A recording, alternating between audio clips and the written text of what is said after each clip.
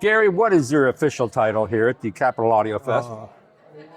It depends if it's from my wife or from the Capital Audio Fest, but I'm the organizer. I'm the sole owner of the Capital Audio Fest. The organizer makes you sound like you're what do they used to blame Obama for being? Organizer. Yeah. You're more than the organizer. You're the founder. You're the CEO. You're the head honcho. Yeah. You're the major domo. I'm like the worker bee. I like to be the traffic cop. I was the construction manager, and so I did budgeting, I did purchasing, I did everything, and I. It's the same role. So what you're doing now? Yeah, it is. It's the same role, but just with neurotic audiophiles instead of. I'm one of them. This is true. So as I said, I did construction management for 30 years, and Right. I wore every hat, from managing crews, personnel, budgeting, contracts, all that, and I do the same with the Capital Audio Fest. Right. But I think, although it is stressful, but I'd say that it's much more friendly, where construction has a lot more chest pounding, FU mentality. A lot of money involved. There's a lot of money involved There's here. millions of dollars. Right. There's millions here also. Right, And right. Some of these guys bring in heavy duty, expensive audio systems. $300,000 Wilson Burnett turntable here this year. Oh my God. That's what I said. And then of course, you got VAC and Acora. I'm not sure how much the speakers are this year, but they're pricey. And Kevin's Right. amps are not cheap. Right. Right. Everybody's bringing in more and more expensive gear. What are the statistics as far as number of exhibitors and attendees versus last year? So last year we had 125 rooms and about 40 booths. But this year we have 22 rooms with 60 booths. I've got more booths in the atrium, and I've got more booths in the hallway down towards the plaza ballrooms. So in general, it's been a net increase, and I'm also expecting a slight net increase in the visitors and the attendees. What's the differences in the cost to attend? It's the same. The same. I haven't changed the price in 10 years. It's $20 to come in for a day, or $40 for a weekend. Which is great. It is. It's great. What about exhibitors? Are they paying more, the same? And that's a good question.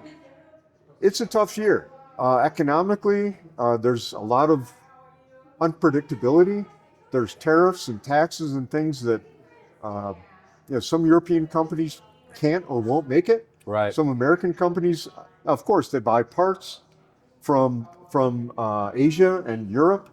Their prices have gone up. But I told these guys, I said, you know what? We're going to keep the prices the same. That's great. I did not change the prices at all. Wow, it's great. So, and they were appreciative. Yeah. I noticed just after years of covering shows, do exhibitors usually want the same room because they know how to get sound in that room?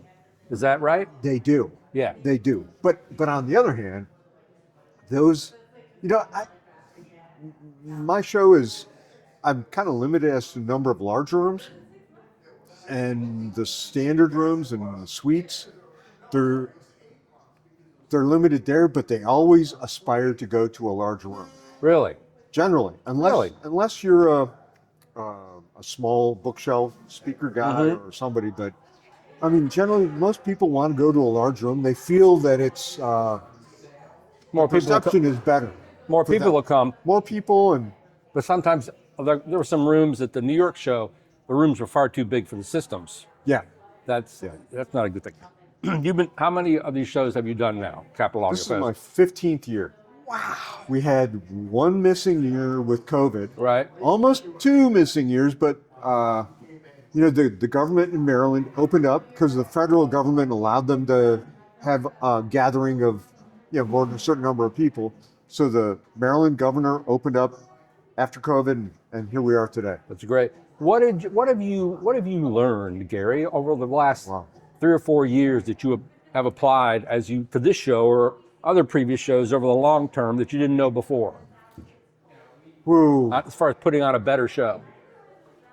I've learned a lot from other show providers. I know, because I always see you there at the other shows. What are you doing That's there? no secret. Hey, I don't know if you saw them. I mean, although, Marjorie is here from Rocky Mountain. Right. And people joke with her, hey, Marjorie, you starting another show? She said, no, I'm not doing it.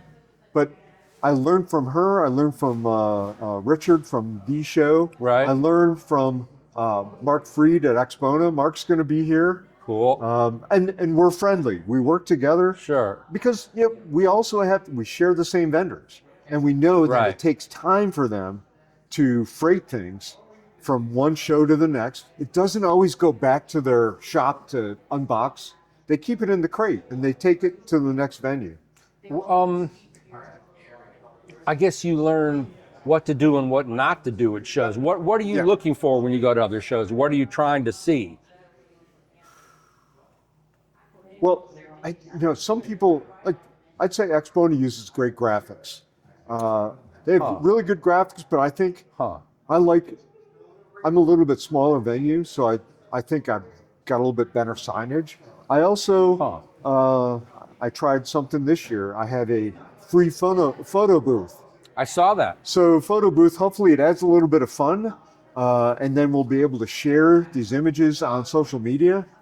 And then I think I learned from them, they learned from me. I started doing wine and beer tastings, and Really? that's gone around. That was a couple of years ago. I think Bart in Florida was doing car audio. I mean, that happens once in a while with car audio folks. Right. I'm not going that way because it eats up parking spaces. It's tough real estate to get parking. Oh man, around here. So are there wine tastings going on here this I show? will be on Friday and Saturday. Wow. Well, I hope. and where will they be stationed I'll be at? right in the registration area by where you come in and get your You tickets. could get a buzz right away. Yeah, and I don't know if you noticed the static display spaces. So the static display are these little rectangular boxes. I cordon them off with stanchions so that a vendor can put their primo products right in the front. As soon as you walk in, you get your tickets, and there they are. You have, I think, Potpourri is there with a brand new pair of electrostats. Greg Roberts of Volti is there. I know. What does the static display bring them? Static display, it allows this open, my spaces are 8x8 and they have stanchions or ropes around them. So it allows people to walk almost 360 degrees around that product in full light. Oh, right. Like the year you had the big horns out front. Yeah. That was great. Yeah, those Western Electric horns. Right. Yeah, because my experience primarily, before I got into this, I'm a vintage guy. If you want to talk vintage, whether it's quads or Altex, JBLs, vintage tube stuff from Fisher and Ico and all that, I love that stuff. Right. And it gave me this hunger for better and better audio. And it gives the exhibitors a little extra coverage. It does. Very And cool. it's an inexpensive way to get exposure. And you can put your sign out, hey, I'm in room 823. Hey, I've got these products here. And you can show products that you don't have in your room. And I just saw one of the guys from Fidelity Imports out there asking the same thing, and I guess it's the ongoing question, how have you seen tariffs affect the show, or does it? I don't know that I've seen it yet, but I've heard it from people, and that I know for sure every manufacturer is paying additional cost. Is it hundreds? Is it thousands? But our manufacturers here are not, the Panasonics, the Toshibas, et cetera, that can probably absorb those These costs. are small businesses, essentially. Yeah. I mean, even a VAC who probably sells, I don't know, maybe 10,000 units a year. Wow. I mean, maybe. Is that a lot? I don't know. But it still adds up, whether you're buying capacitors, resistors, chassis, tubes, et cetera. It adds up, and these guys, they tell me about it. They're very humble people, and they say, "Hey, I got to relay this along to other people." So, I was so psyched to see you got the Nighthawks to play. yeah, That's kind of a hell yeah. That's one of the Really? great old Yeah, blues he's a bands. great friend of mine. Yeah, Mark wow. Winter is a great guy. So is this did you have, I mean, you often have vocalists and Yeah. who are here, but the Nighthawks, that's something different. Well, that's a little different is because if you look at my Facebook page, I have a 1946 Indian chief, of which Mark Winter, who's a big Indian motorcycle guy, Oh, wow. he helped me rebuild it. So it took it from scratch and took it apart, rebuilt it, painted, chromed, all this stuff Wow. during COVID. Wow. So he and I sat out for a couple of years and worked together and built it. Wow. And we talked, he's a big blues guy. And if you look at his history, he played with Muddy Waters and all these famous Right. African-American Yeah, blues guys. it's a real connection there. Yeah, and he's very humble. He said, hey, I played with this guy, Hubert Sumlin, and all these guys. He's played with them. Right. And he's got photos and everything. And I was like, wow. And I have a pretty decent garage system. A big, massive pair of Uri, like 15-inch drivers with an Accuphase integrated amp. And Right. So we sat out, we played music and Huh. built a bike. And So it was great. when did you think of inviting him to play at the show? We talked about it, and talked about it, and he said, man, yeah, I said, come and play at the show. And he said, let me see. And they had a space open, and I said, come on, you're in. So where exactly are they going to play? We're gonna have him in the Olives Bar. How are you going to do that? Fuck. It's gonna be kind of an unplugged scenario. It's gonna be minimal amplification. Wow. Last year, every year we have our band in the bar, and Okay. it's tight in there, but it's right. fun and it's loud. People are talking, drinking. It's not a quiet scenario. You're not going to have a classical trio in there. Wow. But then there's some sort of gypsy jazz group playing That's somewhere else? Ultrafo. One of my fellow audiophile buddies, he said, man, I just saw this guy, Ultrafo, this group. I call them a Django Reinhardt based Cool. group. Wow. So you've got violin, 2 guitars, and a stand-up bass.